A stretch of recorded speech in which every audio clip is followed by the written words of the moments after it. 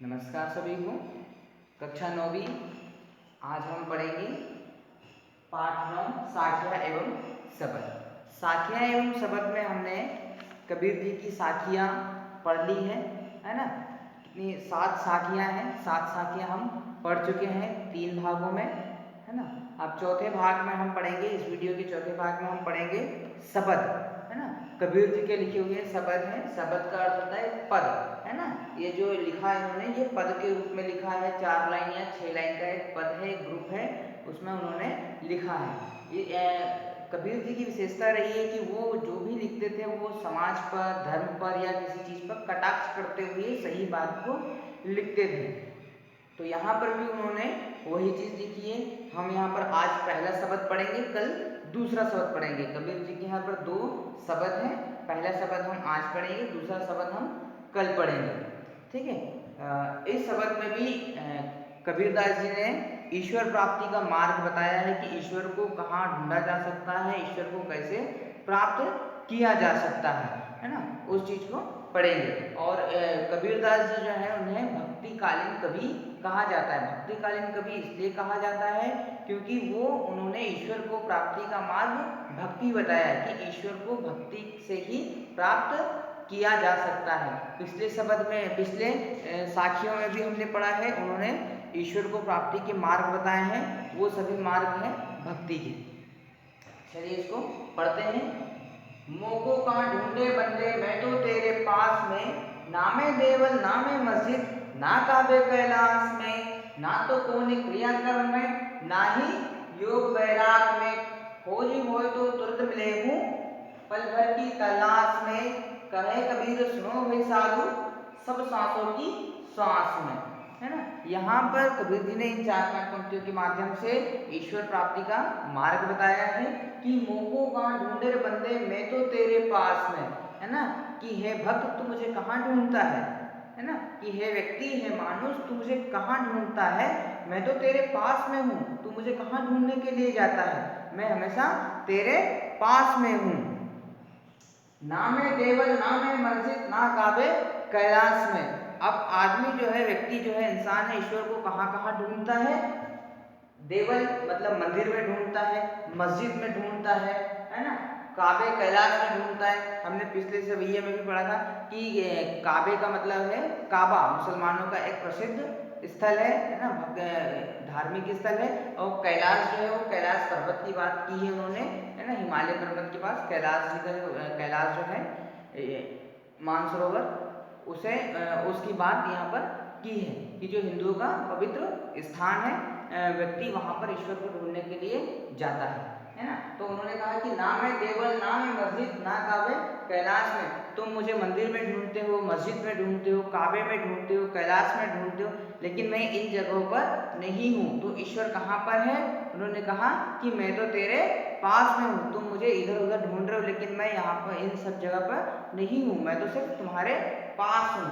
ना कौन क्रिया कर्म में न ही योग वैराग में, है ना। अब ये इन चीजों के बारे में उन्होंने बताया कि ना कोई क्रियाकर्म में नहीं योग वैराग में, मैं किसी क्रियाकर्म में भी नहीं हूँ, मैं किसी वैराग में भी नहीं हूँ, है ना। ये हमारे आडंबर है ना। ये प्रचलित आडंबर है जिनका उन्होंने खंडन किया है कि भैया ईश्वर जो है वो कभी भी पूजा पाठ से नहीं मिलते हैं, है ना। उन्होंने कहा है कि ना उन्होंने क्रियाकर्म, क्रियाकर्म मतलब जैसे हम लोग क्रियाकर्म करते हैं ना, क्रियाकर्म मतलब ये कि योग यज्ञ करते हैं, हवन करते हैं, पूजा पाठ करते हैं, दान दक्षिणा करते हैं, है ना। बहुत सारे और पाखंड है हमारे, टोने टोटके हैं, वो सब करते हैं। तो कबीर जी ने इनका विरोध किया है, इनका खंडन किया है कि भाई मैं इन सारे क्रियाकर्मों में नहीं हूँ। और बहुत सारे लोग क्या करते हैं, योग वैराग करते हैं, बहुत सारे लोग सन्यासी बन जाते हैं, बहुत सारे लोग योग करते हैं, बहुत सारे लोग ध्यान में बैठ जाते हैं, समाधि लगा लेते हैं।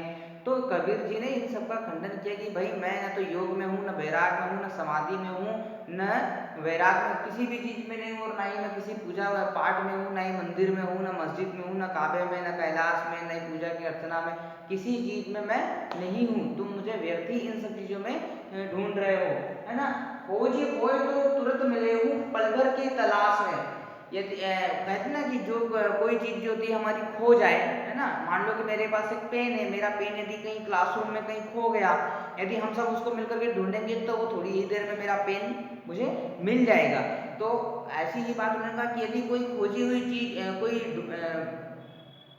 खोजी हुई तो तुरंत मिलेगी परिवर की तलाश में। यदि कोई गुम हुई वस्तु है, यदि खोई हुई वस्तु है, यदि उसको मैं ढूंढूंगा, है ना, तो वो थोड़ी ही देर की तलाश में, थोड़ी देर की खोजबीन में मुझे मिल जाएगी। लेकिन ईश्वर कोई खोया हुआ व्यक्ति थोड़ी है ना। ईश्वर कोई खोई हुई वस्तु थोड़ी है जो मैं उसको पल भर में ढूंढ लूंगा, पल भर में प्राप्त कर लूंगा, पल भर में उससे मिल लूंगा। ईश्वर तो ऐसा कोई व्यक्ति तो है नहीं कि उसको थोड़ी ही देर में हम ढूंढ लेंगे, उससे मिल लेंगे।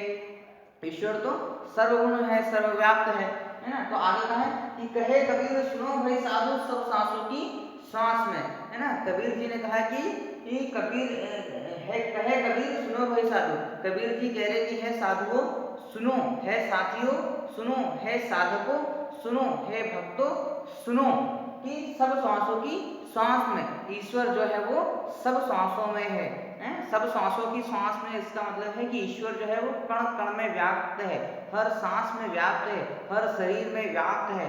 जिस तरह से आत्मा शरीर के अंदर है, उसी तरह ईश्वर भी हमारे शरीर के अंदर है। इसे कहीं भी ढूंढने की जाने की जरूरत नहीं है, है ना। कबीरदास जी ने कहा भी है कि सब सांसों की श्वास में, सब सांसों की श्वास में का मतलब है कि ईश्वर जो है वो कण कण में व्याप्त है। ईश्वर को कहीं और ढूंढने की या बाहरी चीजों में ढूंढने की आवश्यकता नहीं है। ईश्वर हमारे अंदर ही व्याप्त है। जिस तरह से आत्मा हमारे अंदर व्याप्त है, वैसे ही ईश्वर हमारे अंदर व्याप्त है। तो इसे हमें कहीं बाहर ढूंढने के लिए परेशान नहीं होना चाहिए। हमें अपना खुद का आत्म अवलोकन करना चाहिए, स्वयं को समझना चाहिए, स्वयं की ऊर्जा को समझना चाहिए, स्वयं की क्षमताओं को पहचानना चाहिए। तब ही हम ईश्वर को पहचान पाएंगे। यदि हमारे अंदर क्षमताएं नहीं है ईश्वर को प्राप्त करने की, मतलब कि हम आलसी बैठे हुए हैं, हम आलस में लेटे हुए हैं कि ईश्वर आएगा और मेरी मदद करेगा, मेरा काम करेगा, मेरी समस्याओं का समाधान करेगा, तो ऐसा तो है नहीं, है ना।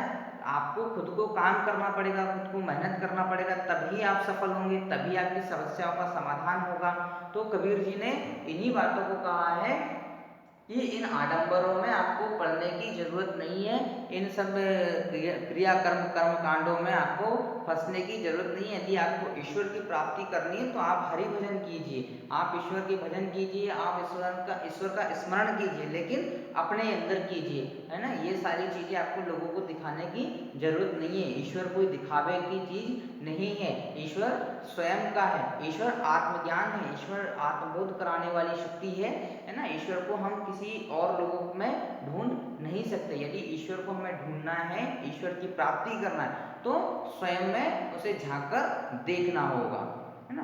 तो इस वीडियो में मैंने इस शब्द के लगभग पाठ में 3 प्रश्न उत्तर हैं। इन तीनों प्रश्नों के उत्तर भी आपको बता दिए हैं। तो आपको ध्यान से इस वीडियो को देखना भी है और सुनना भी है और इसको पढ़ना भी है। तो आज का आपका होमवर्क है कि जितने भी प्रश्नोत्तर हैं, इस शब्द के 3 प्रश्न हैं, प्रश्न क्रमांक 8, 9, 10। तो ये इन 3 प्रश्नों के उत्तर आपको लिख करके रखना है। जब अगला शब्द हम पढ़ेंगे, शब्द क्रमांक 2, तो उसके भी प्रश्न है वो भी मैं बताऊंगा, है ना। तो तब तक आप अपनी तैयारी रखें। अभी तक के जितने भी पाठ पढ़े हैं हमने, पाठ 1, 2 और 3, है ना। पाठ 1 प्रेमचंद राहुल सांकृतन, पाठ 2 और कबीर जी का ये तीसरा पाठ पढ़ रहे हैं। तो ये आपके कॉपी में आप कंप्लीट कर लीजिएगा, फिर कॉपी में आप इनके प्रश्नों के उत्तर लिख लीजिएगा। Thank you.